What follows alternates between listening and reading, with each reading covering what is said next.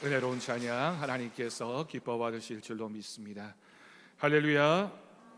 오늘도 주일 아침 주님의 전에 나온 우리 사랑하는 모든 성도들과 그 가정 가운데 하나님이 주시는 복과 은혜가 넘쳐나기를 주님의 이름으로 축복합니다.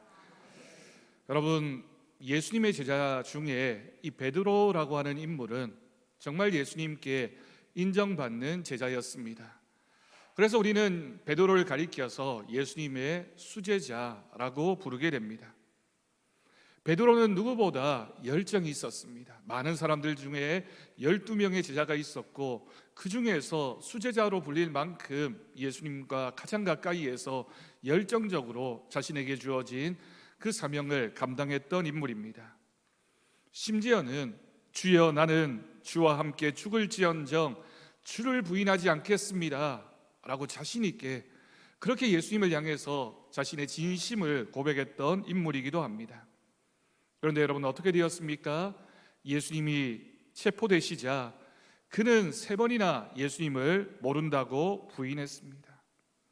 여러 사람들 앞에서 자신은 갈릴리 사람이 아니라고, 예수님과 상관이 없다고, 왜 나에게 예수님을 따랐느냐라고 묻느냐고 대답하면서 그렇게 부인하고 있었던 그 모습이 베드로의 실패한 모습입니다. 닭이 울었습니다.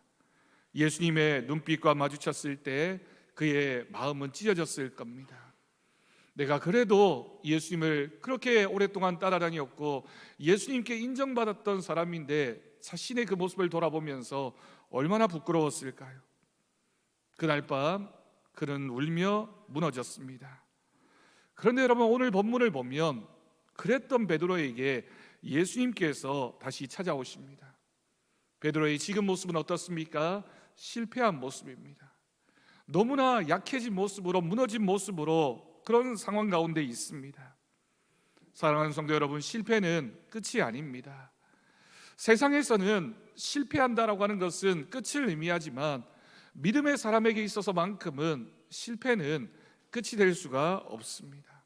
왜냐하면 예수님은 실패한 사람을 찾아오시는 분이시기 때문입니다. 우리가 성공했든 실패했든 예수님은 항상 우리에게 찾아오십니다. 그리고 다시 우리를 불러주시는 분이십니다.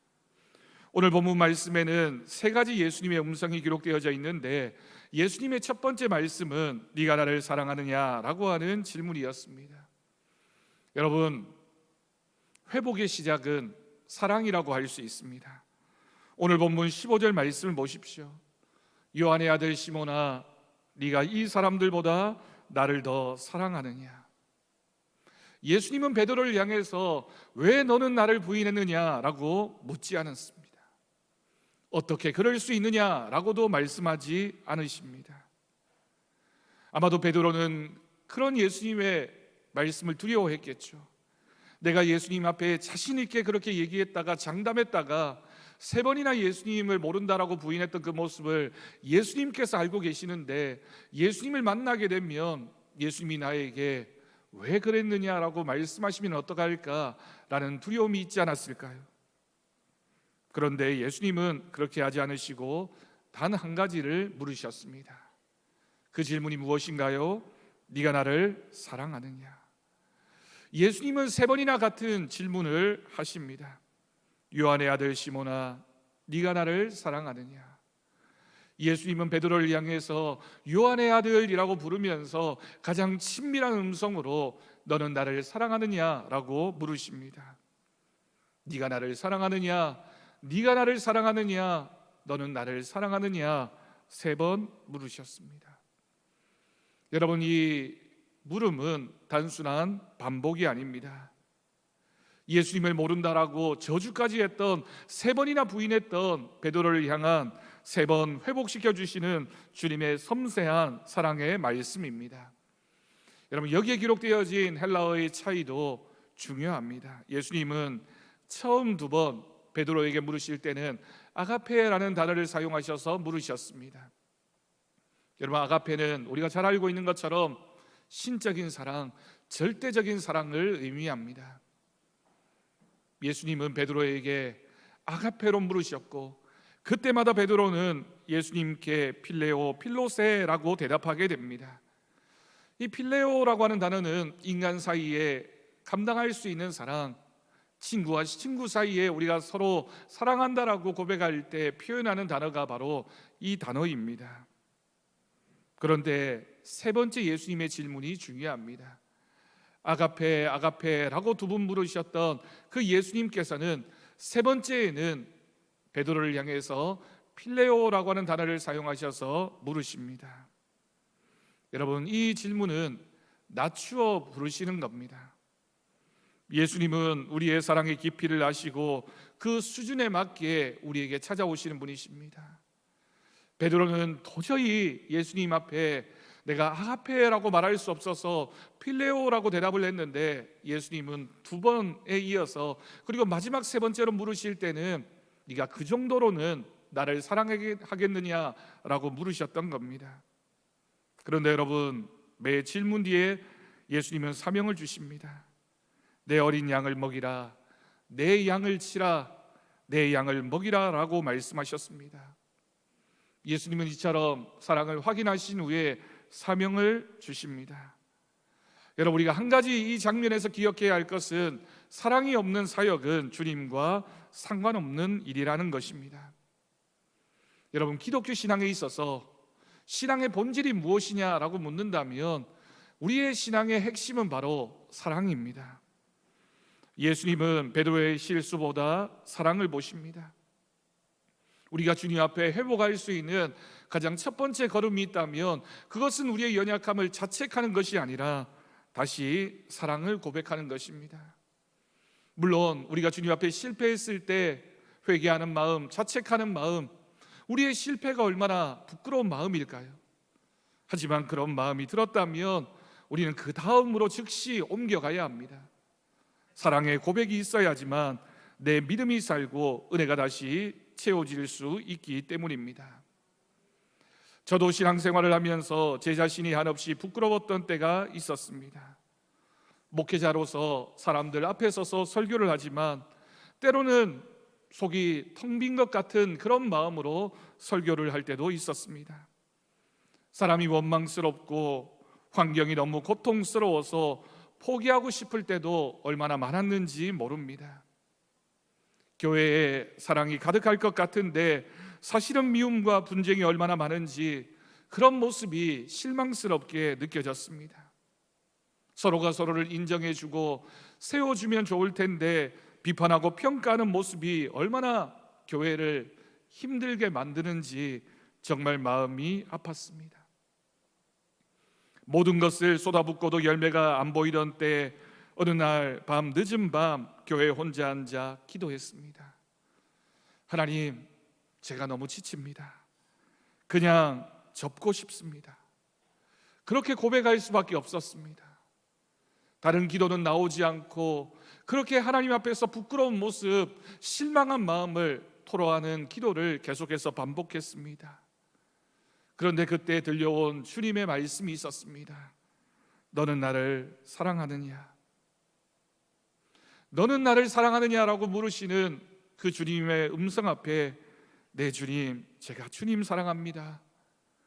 그 한마디를 고백하고 눈물을 흘렸을 때 다시 일어날 힘을 주셨습니다. 다른 사람을 바라보면서, 교회의 상황을 바라보면서, 또는 연약한 내 모습을 바라보면서 내가 왜 이럴까라고 하는 그런 질문 앞에서 주님은 네가 나를 사랑하는 것 그 하나로도 충분하다라고 우리 주님이 말씀하셨던 것입니다. 여러분, 우리에게 정말 필요한 것이 무엇일까요? 우리가 신앙생활을 하면서 정말 필요한 것은 내가 얼마나 성공했느냐, 내가 얼마나 잘하고 있느냐가 아니라 성공이든 실패이든 어떤 순간에도 우리가 주님을 정말 사랑하고 있느냐라고 하는 고백입니다.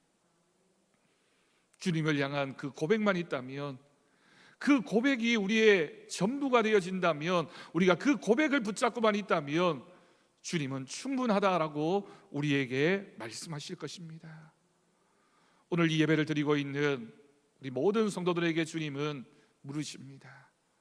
너는 나를 사랑하느냐?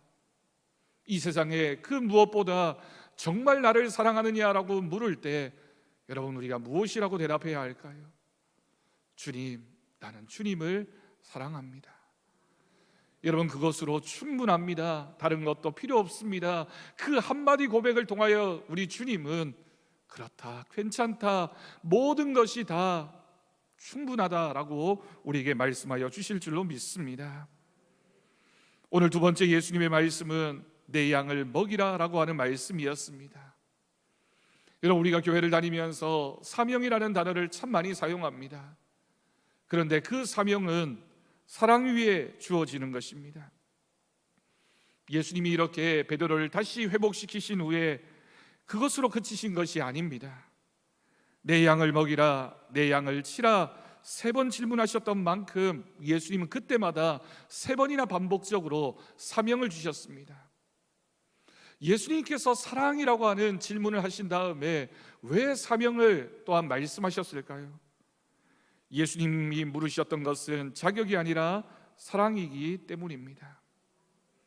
여러분, 예수님은 오늘 우리에게 너 자격이 되느냐라고 묻지 않으십니다. 너 실패 안 했지라고 묻지 않으십니다. 예수님은 우리가 얼마나 대단한 성공을 하고 있느냐, 우리가 주님 앞에 얼마나 많은 것을 드리고 있느냐를 묻지 않으시고 너 나 사랑하느냐라고 물으십니다. 그리고 그 질문 다음에는 어김없이 따라오는 예수님의 말씀이 있습니다. 너는 네 사명이 있는 사람이야. 네가 정말 주님을 사랑하는 그 마음을 지금 가지고 있다면 너는 또 다른 사명을 향해 나아가야 해라고 우리 주님은 물으십니다. 여러분, 목자에게 필요한 것은 어떤 능력보다 사랑입니다. 여러분, 부모에게 필요한 것이 있다면 자녀에 대한 사랑입니다. 우리가 얼마나 많이 줄 수 있느냐, 우리가 얼마나 많이 가르칠 수 있느냐, 얼마나 많이 우리가 소유하고 있느냐 보다 중요한 것은 정말 우리에게, 우리가 마주하고 있는 우리의 자녀들, 우리가 마주하고 있는 사람들에게 사랑을 실천할 수 있느냐, 사랑을 가지고 있느냐, 그것이 우리의 사명이 될 것입니다. 여러분, 우리가 교사로 봉사하는 것, 구역장으로 또는 교회에서 여러 가지 사명을 가지고 봉사할 때 우리가 꼭 필요한 것 마찬가지입니다. 그 어떤 사명이라 할지라도 주님을 향한 사랑이 첫 출발이 되어야 하고, 우리가 주님을 향한 사랑의 마음만, 그 사랑의 고백만 있다면 주님은 반드시 우리에게 그 사명을 감당할 수 있는 능력도 주십니다. 여러분, 우리가 어떤 자격이 있을까요? 어떤 자격이 있으면 주님 앞에 충분하겠습니까? 좋은 학교를 나오면 구역장을 잘합니까? 재산이 많으면 교회 학교 교사를 잘할 수 있습니까? 주변 사람들에게 인기가 많은 사람이면 저절로 전도가 되는 것입니까? 사회에서 인정받는 직업이라면 교회에서 여러분 직분을 받아야 됩니까? 물론 그럴 수도 있겠죠. 그러나 여러분, 우리에게 그 어떤 자격, 그 어떤 조건으로서 주어지는 사명이 아니라 우리가 주님을 사랑합니다라고 하는 그 고백이 있다면 그 고백을 통하여 주님은 우리에게 그 사명을 감당하라고 말씀하십니다. 내가 진실로 진실로 내게 이르노니 네가 젊어서는 스스로 띠띠고 원하는 곳으로 다녔거니와 늙어서는 내 팔을 벌리리니 남이 내게 띠띠우고 원하지 아니하는 곳으로 데려가리라.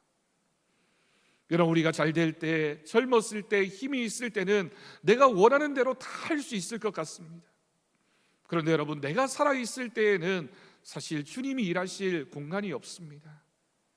그런데 반대로 내가 실패한 것 같고, 내가 무력한 것 같고, 내가 이제 나이가 들어서 아무것도 할 수 없을 것 같은 그때에 주님의 사명이 이루어집니다. 주님은 연약하고 부족한 우리를 통하여 일하시는 분이시기 때문입니다. 물론 여러분, 예수님의 이 말씀은 베드로에게 단순히 회복만 주시는 것이 아니라 베드로가 어떤 사명을 가지고 살아가야 할는지 베드로의 순교의 모습을 예언하신 말씀이기도 합니다. 하지만 여러분, 우리도 기억해야 합니다.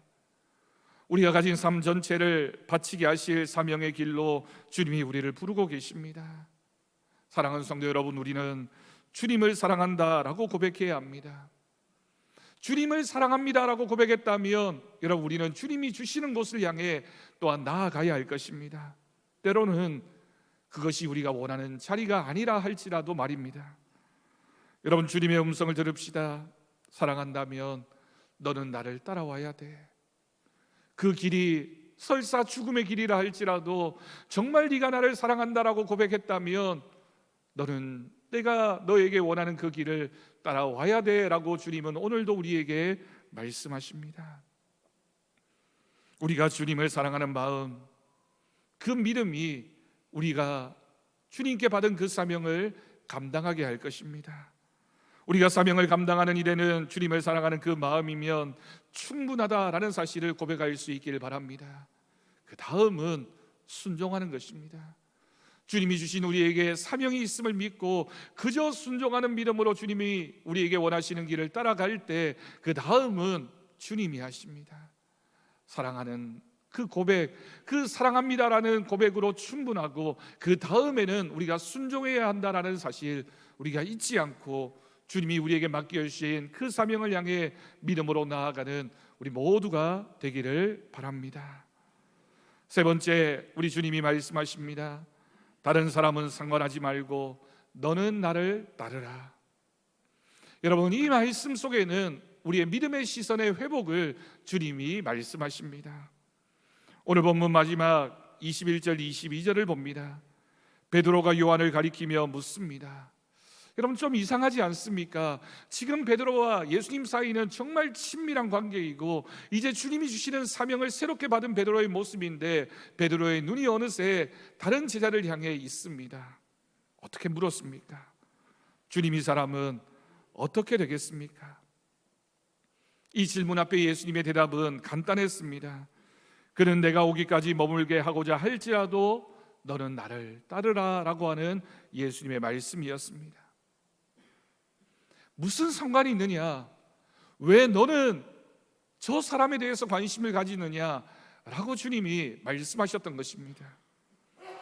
여러분, 우리는 너무 자주 비교하며 살아갑니다.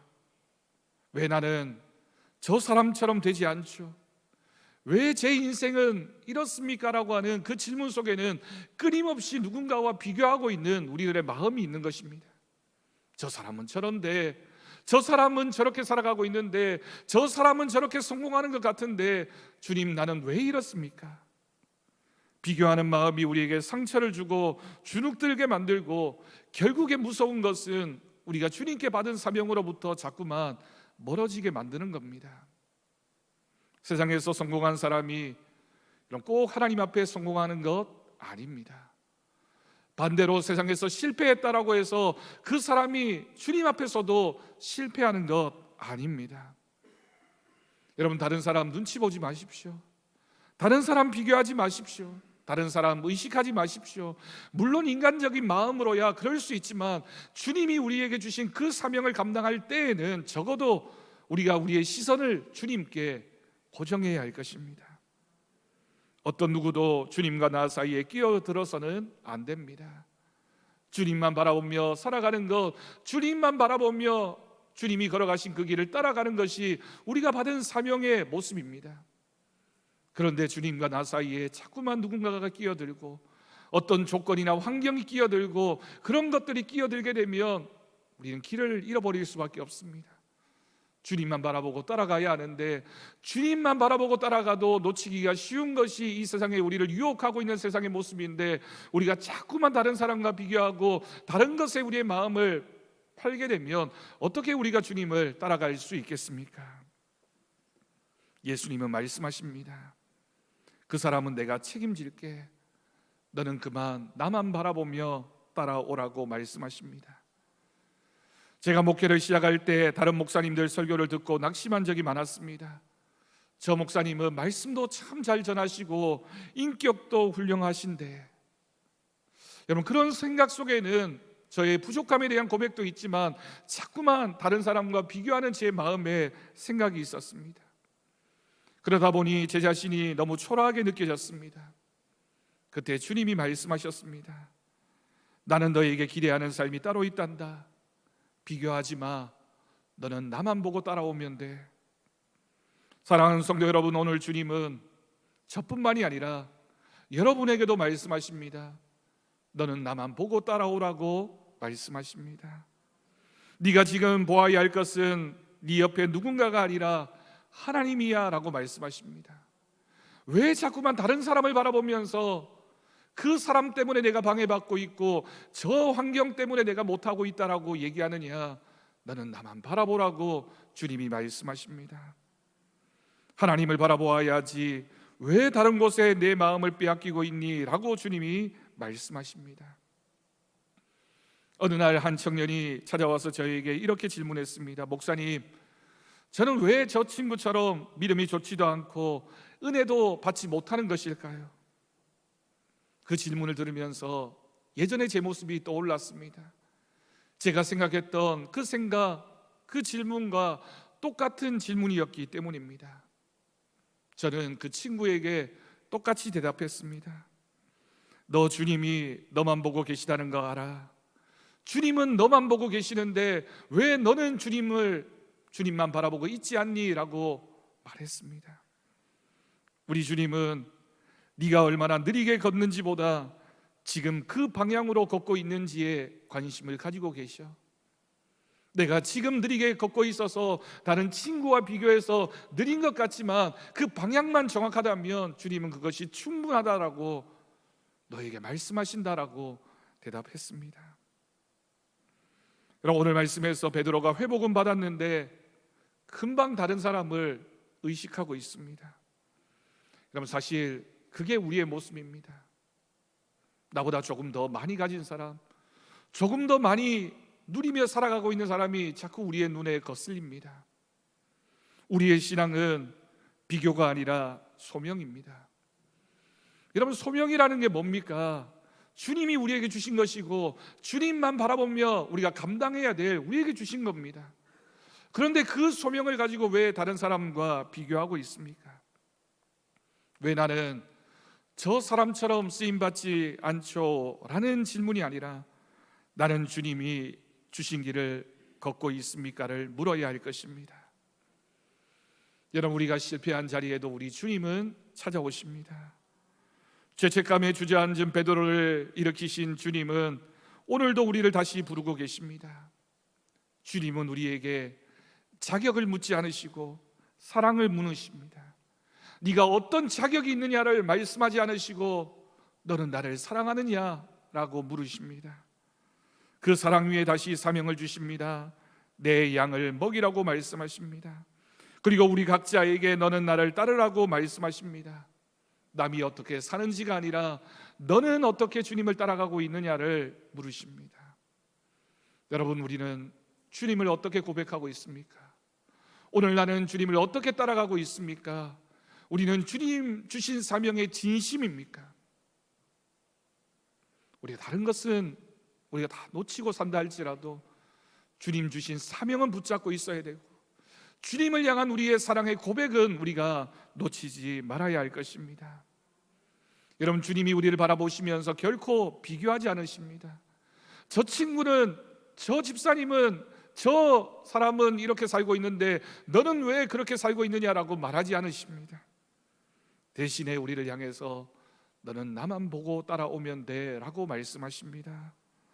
다른 사람 말고 나를 바라보라고, 지금의 나로 주님을 따르라고 말씀하시는 그 주님의 음성을 오늘 이 시간 우리 모두가 들을 수 있기를 간절히 바랍니다.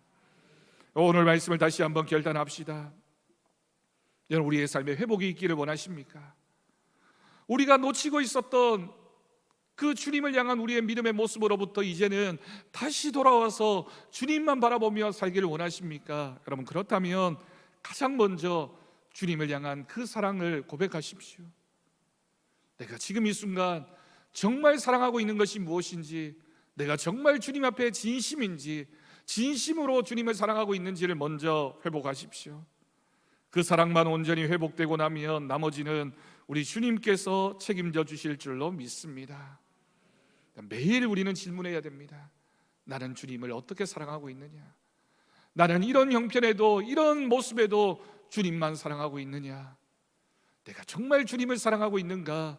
질문하고 또 질문할 때마다 주님만 사랑합니다, 나는 주님만 사랑합니다 라는 고백으로 주님을 향해 있는 우리 성도들이 될 수 있기를 바랍니다. 여러분 꼭 기억하십시오. 우리가 받은 사명이 있습니다. 그런데 그 사명은 주님이 우리에게 주신 사명이기 때문에 내가 감당하는 것이 아닙니다. 유일한 조건은 그 사명을 감당하기 위한 주님을 향한 우리의 진실한 사랑입니다. 주님을 사랑하는 마음이 있어야 됩니다. 또한 이웃을 사랑하는 마음이 있어야 합니다. 그것이 바로 주님이 우리에게 주신 명령이기 때문입니다. 그 마음만 있으면 충분합니다. 그 사랑하는 마음만 있으면 얼마든지 주님은 우리에게 그 사명을 감당할 수 있도록 우리를 만들어 가실 것입니다. 내가 할 수 있다라고 착각하지 말고 주님이 주신 사랑 붙잡고 주님이 주신 사명만 바라보며 믿음을 향해 나아갈 때 우리는 주님이 주신 그 사명을 충성으로 감당하게 될 것을 믿습니다. 여러분, 우리의 시선을 회복합시다. 우리는 왜 자꾸만 끊임없이 다른 사람을 바라보면서 그 사람과 비교하며 살아가고 있습니까? 다른 사람을 향해 있었던 시선을 거두어서 이제는 주님을 향한 시선이 되어야 할 것입니다. 다른 친구는, 다른 가정은, 다른 교회는 이런 데 저런 데가 아니라 우리를 향한, 우리 가정을 향한, 우리 교회를 향한 주님의 시선을 다시 가질 수 있기를 바랍니다. 비교하기 시작하면 끊임없이 비교되어지는 것이 우리들의 모습이지만 주님 앞에서 주님께 시선을 고정하고 우리는, 나는, 내 가정은, 내 교회는 이라고 고백하기 시작하면 하나님께서는 우리에게 꼭 필요한 것, 그것을 주시고 충만한 은혜로 우리를 채워가실 것을 믿습니다. 주님은 우리에게 집중하고 계십니다. 주님이 여러분 한 사람 한 사람에게 얼마나 관심이 많은지 모릅니다. 지금도 사랑하는 모습으로, 사랑하는 눈길로 여러분을 바라보고 계시고 여러분을 향한 그 사랑을 오늘도 고백하고 계십니다. 나는 너를 사랑하고 있단다, 나는 너를 사랑하고 있단다 라고 말씀하시는 그 주님의 음성을 우리는 날마다 듣고 있습니다. 그렇다면 우리도 고백해야 할 것입니다. 오늘 다시 우리를 부르고 계시는 주님의 음성을 우리가 들었다면 우리도 주님을 사랑합니다라고 하는 고백이 끊임이 없어야 할 것이며, 그 사랑을 고백한 우리에게 주시는 주님의 사명 앞에 우리는 서야 할 것입니다. 주님 주신 사명을 잘 감당해 간다는 것은 주님을 향한 우리의 시선을 변하지 않는 겁니다. 변함이 없는 믿음, 신실한 믿음, 주님만 바라보는 그 믿음을 가지고 오늘도 주님을 사랑하는 그 믿음 위에 굳건하게 서서 주님 주신 사명을 잘 감당해 나가는 우리 모두가 될 수 있기를 주님의 이름으로 축원합니다. 기도하겠습니다. 주님, 우리도 베드로처럼 넘어졌습니다. 하지만 오늘 주님이 우리를 다시 부르시는 줄 믿습니다.